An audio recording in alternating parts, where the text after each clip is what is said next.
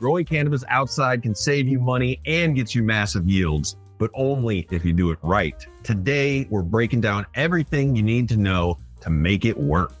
But first, check this out.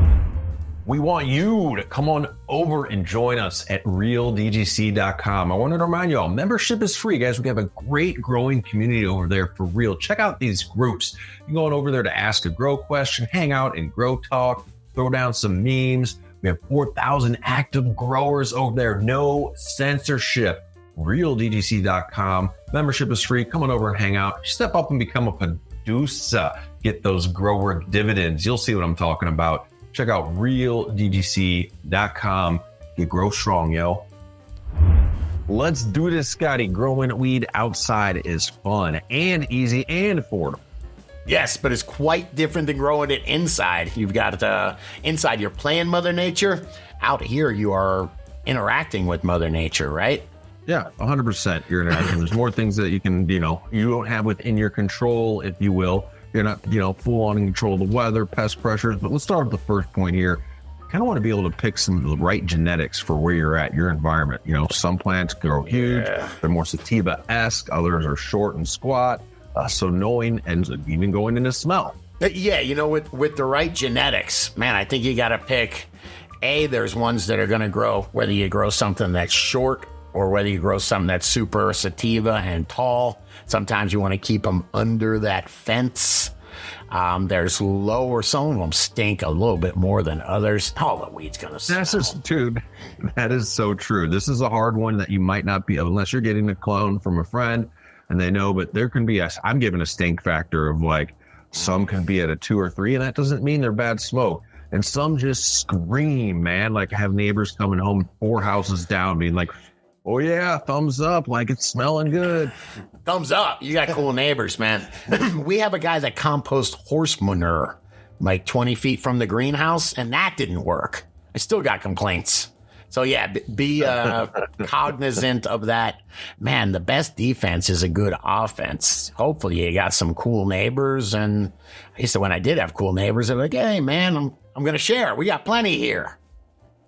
Yes, but take timing into consideration with your genetics as well.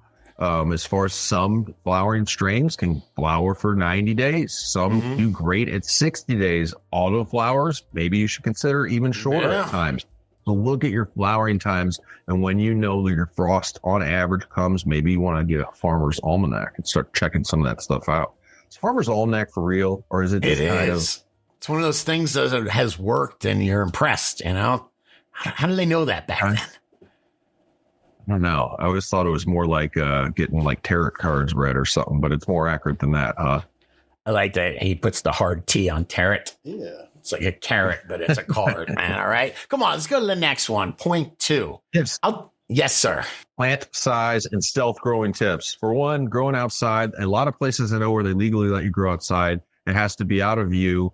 Behind a fence. It can't be just this massive big plant. If you do have a neighbor or even somebody delivering a package, somebody, the looky-loo in the neighborhood that walks by and is like, oh, I see weed back there, I should report that.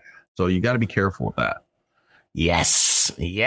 So, when do you plant? We were talking about this earlier, but planting, as far as taking your plants outside, first off, I start mine inside. I'll take a nice big fat 3-gallon outside. But what about you? When do you start yours, dude? I find it's easy to get overexciting. You're like, man, I want to grow some big plants, because outside you can grow some big plants. Just look on the internet, man. These plants can grow 12, 13, 14 foot tall in some cases, unchecked. Yeah. You don't need to start that early. You can put a plant out. Let's say your pot size is a 5-gallon. You could put it out in early July and still have a whole month and 10 days of veg time that's going to get pretty big. I put out plants early before in April. I topped them over and over again, 6 times to keep them from just becoming beast mode. So these plants will grow aggressive in the outside environment when the sun is shining. It's everything they want. It's the best light they can get. So don't plant too early. Yes. And again, we talked about this before, but pick the right strain. Getting some giant Mexican sativa or equatorial sativa, man, you're going to have a hard time keeping that from growing over the fence. Those indicas are just the hybrids, and you can get those things. You can keep those at 6 foot, keep them right below your fence line. And training, man. Have we talked about training yet? Not yet. Dude, No, yes. I was just going to touch on that. Yeah, you can have one plant that you could have had grown 10 foot tall, but you trained it the whole way just horizontally along your fence line. I've seen plenty of cool pictures. You got to be on top of that, though. That's almost something you do on the daily. These plants can grow a couple inches a day when they're just being very vigorous. If you try to do training when it's already got really thick stems and all that, so it's an active, you're engaged.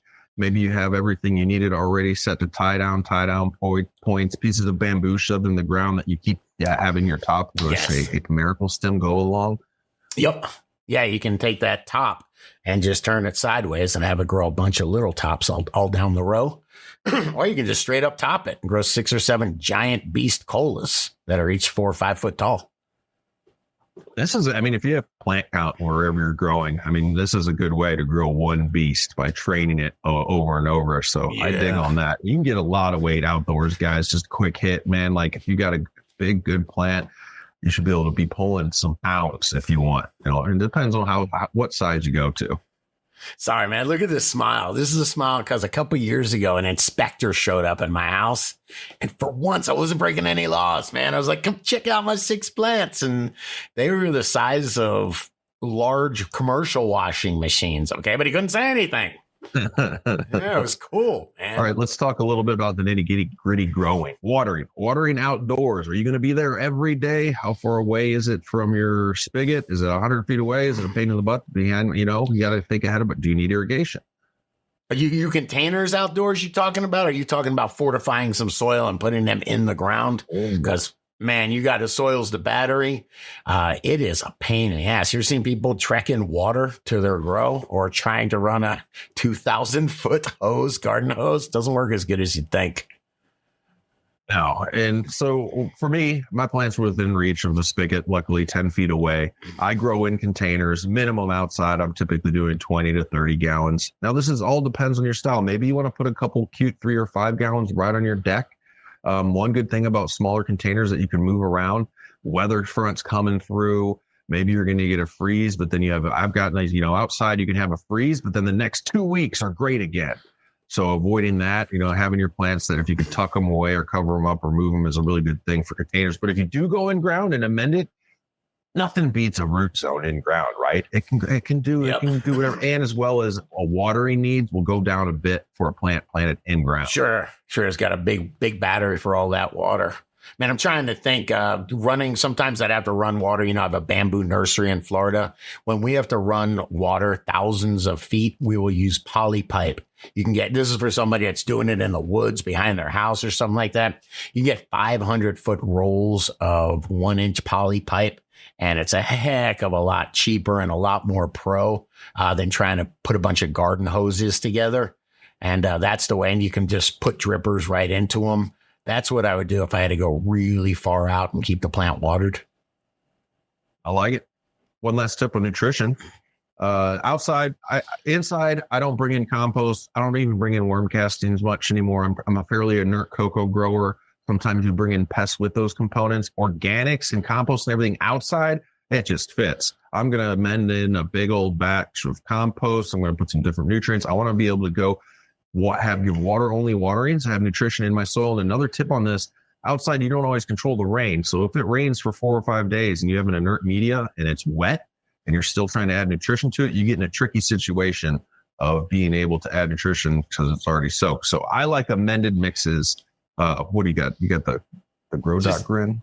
No, just dude's grow tent. I remember back in the day, dude had a grow tent. It would rain on his plants. So he had this little makeshift tent that he would make, man. Grow Shack, baby. The Grow Shack. Made out of bamboo and polycarbonate panels. If you're crafty and you can make a little structure over your plants, it does help to keep rain off of them. But keep in mind, don't freak out if it rains on your buds. These plants can handle. They've been doing it for thousands of years outside.